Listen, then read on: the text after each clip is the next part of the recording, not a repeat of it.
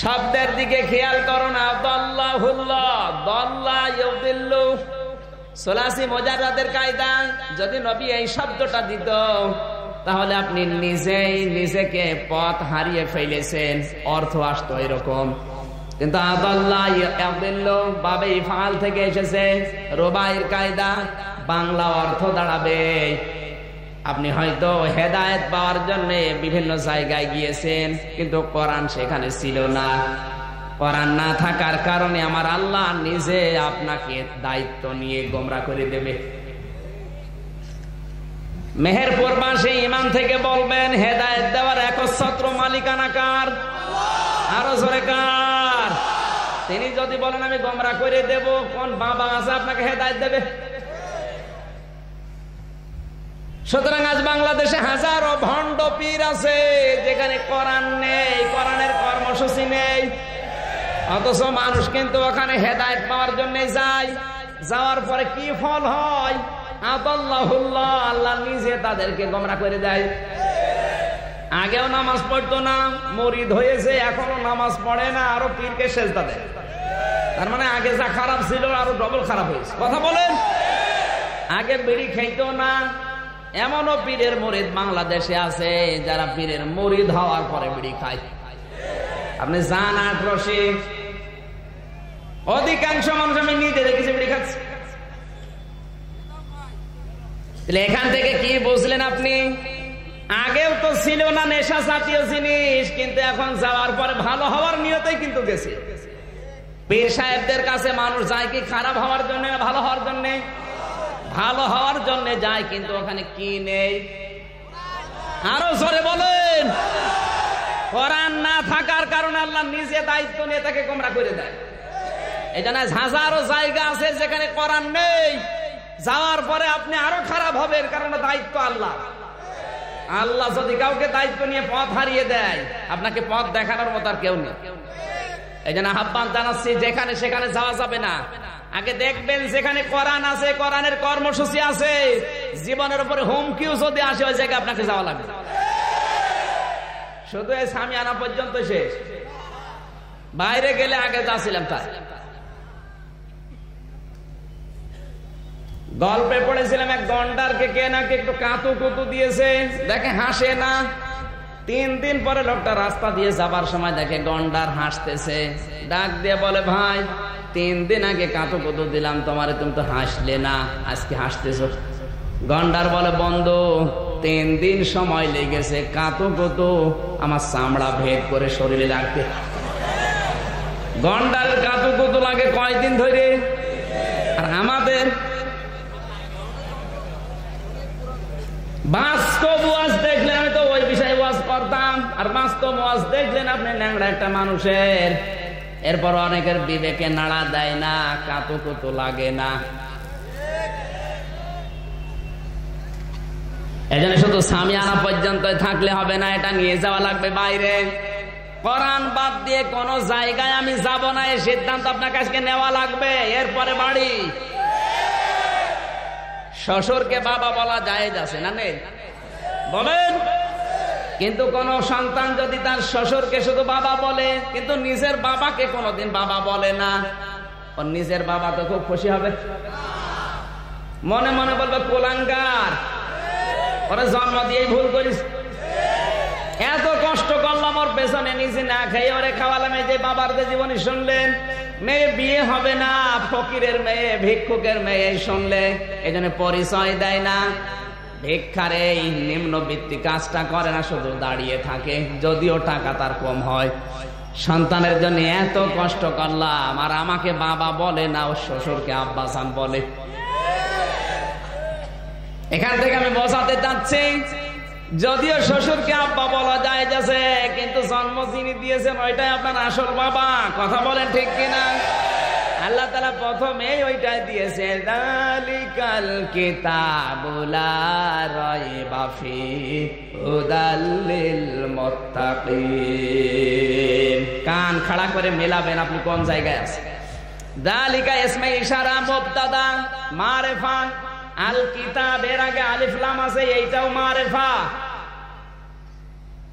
আরবি গ্রামার অনুযায়ী মুবতাদা যদি মারিফা হয় নাকেরা হবে খবর, কিন্তু এখানে নাকেরাটাও মারিফা হয়ে গেছে।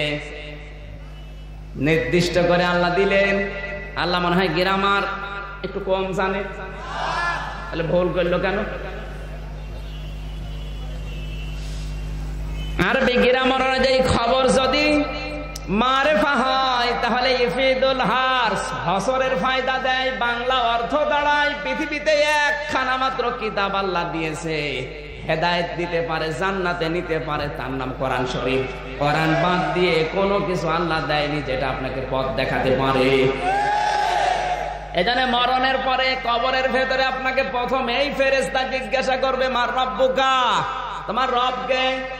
আপনি যদি বলেন রব্বি আল্লাহ, আমার রব আল্লাহ, সঙ্গে সঙ্গে ফেরেশতা বলবে এটা পেলে কোথায়? আপনাকে বলা লাগবে আমি কোরআনে পেয়েছি। আপনি যদি কোরআন বাদ দিয়ে অন্য কোন কিতাবের নাম বলেন, আপনার দাঁত মুখ ওখানে খুলে ফেলবে। কারণ ফেরেশতারা কোরআন বাদ দিয়ে কোন কিতাব চেনে না। বোঝা যায়নি? কোরআন বাদ দিয়ে ফেরেশতারা কোন কিতাব চেনে না, শুধু কোরআনের পরিচয় দেওয়া লাগবে যে আমি কোরআনে পেয়েছি। দিন সম্পর্কে যদি প্রশ্ন করে কোন জীবন ব্যবস্থা মেনে পায়খানায় যেতে বলো, মুসলমানের জীবন ব্যবস্থায় পায়খানার যাওয়ার নিয়ম আছে না নেই? খ্রিস্টানদের জীবন ব্যবস্থায় পায়খানার যাওয়ার নিয়ম আছে না নেই?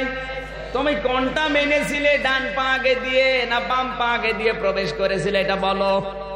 যদি এই প্রশ্নগুলো ছোটখাটো না, এভাবে জিজ্ঞাসা করবে না, কিন্তু মূল বিষয়টা এই অমাদিনুকা, তোর জীবন ব্যবস্থা কি বল। আপনি যদি বলতে চান তাহলে পায়খানা থেকে শুরু করে একেবারে সংসদ পর্যন্ত যা করেছেন সব ইসলাম মোতাবেক কিনা, এটা নাকি কিছু কিছু মেনেছেন আর কিছু কিছু অন্য ধর্মেরটা মেনেছেন হয়ে যাবে? কোরআনে কারীম জানিয়েছে ওমাইয়াবতাগি গায়রাল ইসলামি দীনান ফালা ইউকবালা মিনহু ওয়া হুয়া ফিল আখিরাতি মিনাল খাসিরিন। সূরা আলে ইমরান 3 নম্বর পারা 20 নম্বর পৃষ্ঠা 4 নম্বর লাইনের 85 নম্বর আয়াতের প্রথম অংশে আল্লাহ জানিয়েছেন কোন মানুষ যদি পৃথিবীতে ইসলাম বাদ দিয়ে, ইসলামী জীবন ব্যবস্থা বাদ দিয়ে অন্য কোন নিয়ম নীতি দিয়ে আমার আল্লাহকে রাজি করতে চায়, ফালাই ইউকবালা মিনহু, ওর জীবনের কোনো কিছু আমি আল্লাহ কবুল করব না। শুধু করব না বললেই হয়ে যেত না, ফালাই ইউকবালা মজারের আগে লান এসেছে, তার মানে কখনো ওর জীবনের কিচ্ছু আল্লাহর দরবারে কবুল হবে না। ইসলাম বাদ দিয়ে যদি ও দান করে কবুল হবে, ইসলাম বাদ দিয়ে যদি নামাজ পড়ে কবুল হবে, ইসলাম বাদ দিয়ে যদি দাঁড়িয়ে রাখে কবুল হবে। ইসলামে দাঁড়িয়ে রাখার নিয়ম আছে, রাসূলের মতো রাখা লাগবে, রবীন্দ্রনাথ ঠাকুরের মতো না। কথা বলুন, এইটা যদি ইসলাম মোতাবেক রাখা লাগে, রান্নাঘর থেকে শুরু করে সংসদ পর্যন্ত কিভাবে চলবে আপনার জীবন, ওটা ইসলাম মোতাবেক লেখা আছে না নেই? একটা উল্টা পাল্টা করতে পারবেন না। সুবিধাবাদ জিন্দাবাদ কিছু মানবেন যেগুলো ভালো লাগে, আর যেগুলো ভালো লাগে না ওগুলো ছেড়ে দেবেন যেগুলো ক্ষতি হবে। হুয়া ফিল আখিরাতি মিনাল খাসিরিন, সবচাইতে বড় ক্ষতিগ্রস্ত হবে এই লোকটা আখিরাতে। আখিরাত যদি কারো ধ্বংস হয়ে যায়, ওর দুনিয়া ঠিক থাকবে? বলেন। মাঝে মাঝে চিন্তা করে আপনি 24 ঘন্টায় মরণের পথে আছেন, 24 ঘন্টা। আপনাকে টাইট করতে আল্লাহর কিচ্ছু লাগবে না। হাঁটতেছেন রাস্তা দিয়ে, শুধু পা একটু বাঁকা করে দেবে, জায়গায় আপনি মরে যেতে পারেন না, পারেন না। আপনার হাঁটাও লাগবে না, বসে আছেন। জিবরাইল আজরাইলকে শুধু আস্তে করে বলবে যা ভেতর থেকে ওই হুকুমটা নিয়ে আয়। রূহ মানে আল্লাহর হুকুম। রূহ মানে কি? আপনার ভেতরে যেটা কাজ করছে ওটা কিন্তু আপনার জিনিস না, ওটা আমার আল্লাহর হুকুম। শুধু উনি হুকুমটাকে যদি বলে আয়, আপনাকে আর কেউ কোনোদিন নাম ধরেও ডাকবে না, বলবে না যে আমির হামজা, বলবে আমির হামজার লাশ। কথা বলেন, আপনার তো কিছুই নেই।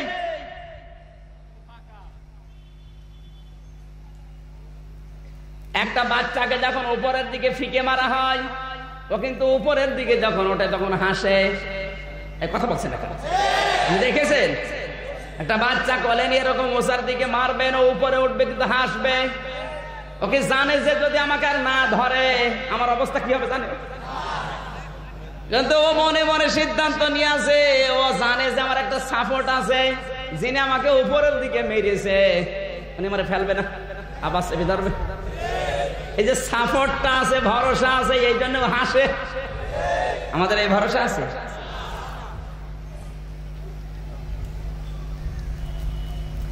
এই জন্য মানুষকে টাইট করার জন্য আল্লাহর কিচ্ছু লাগবে না। মাঝে মাঝে আল্লাহর এই ক্ষমতার দিকে তাকিয়ে দেখি কত দুর্বল করে মানুষ আল্লাহ বানিয়েছে, আর এই দুর্বল গুলো বেশি শক্তি দেখাতে যায়। একটা গরুর চাইতেও শক্তিতে আমরা দুর্বল। ধারণা, প্রযোজনা ও সম্পাদনায় নাজমুস সাকিব, ধারা বর্ণনায় আমি SM শিহাবুজ্জামান সজীব, পরিবেশনায় মাহফিল মিডিয়া। আরো নতুন নতুন ভিডিও পেতে চ্যানেলটি সাবস্ক্রাইব করুন।